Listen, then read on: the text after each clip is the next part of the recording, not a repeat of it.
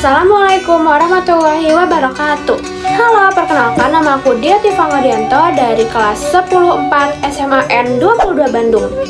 Di sini aku akan storytelling tentang mitos atau pamali yang terjadi di sekitar lingkungan aku.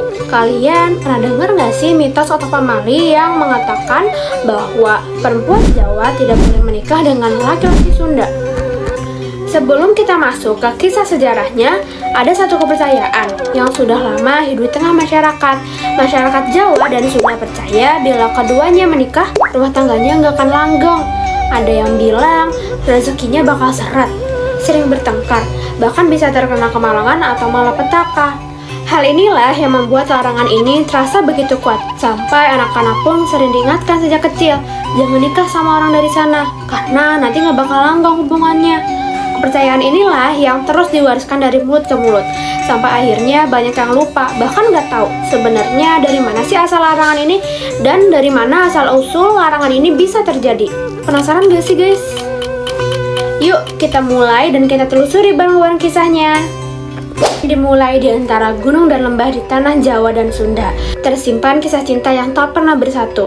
Bukan karena tak saling cinta, tapi karena luka sejarah yang membekas ratusan tahun. Cerita ini bukan sekadar dongeng, ia lahir dari tragedi besar yang terjadi pada abad ke-14, yang kemudian memunculkan mitos dan larangan yang masih dipercaya sebagian orang sampai sekarang. Mengutip jurnal mitos larangan menikah antara orang Jawa dengan orang Sunda dalam perspektif masyarakat modern, tulisan di Khorir Afnan, mitos orang Jawa tidak boleh menikah dengan orang Sunda berkaitan dengan peristiwa Perang Bubat yang diperkirakan pada tahun 1357 Masehi. Perang Bubat diawali oleh skema pernikahan politik antara Raja Majapahit Hayam Wuruk dengan Putri Raja Sunda Prabu Linggabuana Dyah Pitaloka Cerita Resmi. Hayam Wuruk mengirim surat kehormatan kepada Linggabuana untuk menyampaikan niatnya untuk mempersunting putrinya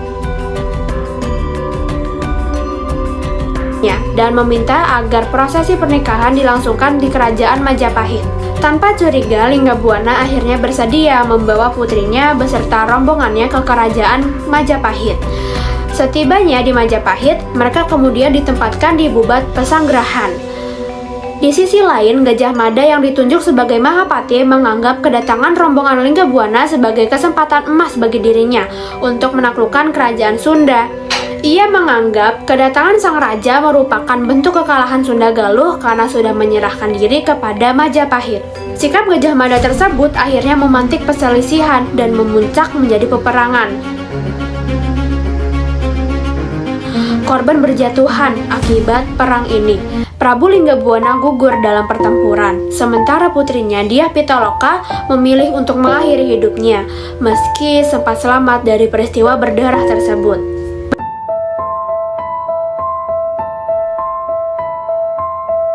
Mendengar adanya perang, putra mahkota Sunda Galuh Niskala Wastu Kencana sangat murka. Ia yakin bahwa undangan Hayam Wuruk kepada ayahnya dan kakak perempuannya hanyalah siasat untuk menjebak mereka.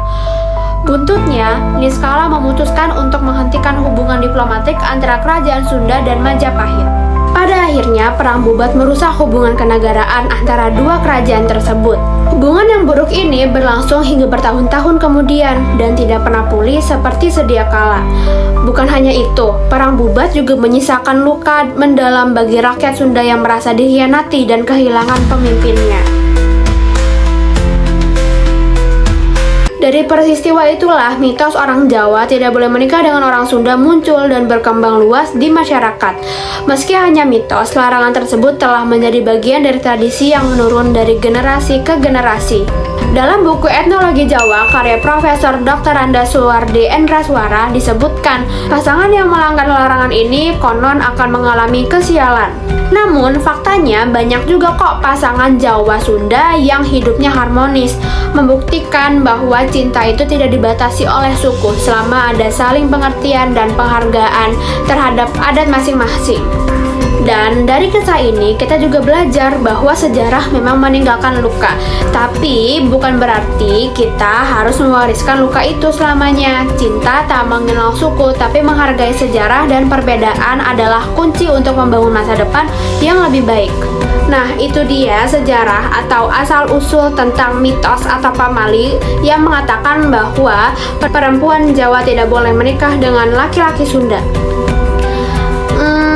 Sedih ya ada ceritanya, tapi seru. Kita jadi belajar banyak sejarah dari kisah atau mitos ini. Nah, sekarang aku mau denger dong cerita mitos atau larangan atau pamali apa yang terjadi di lingkungan sekitar kalian. Coba tulis di komen bawah. Nah, terima kasih sudah mau menonton cerita larangan atau mitos yang udah aku ceritain tadi. Dan semoga kalian suka sama videonya dan nyaman buat nonton video aku selanjutnya. Dadah! Wassalamualaikum warahmatullahi wabarakatuh.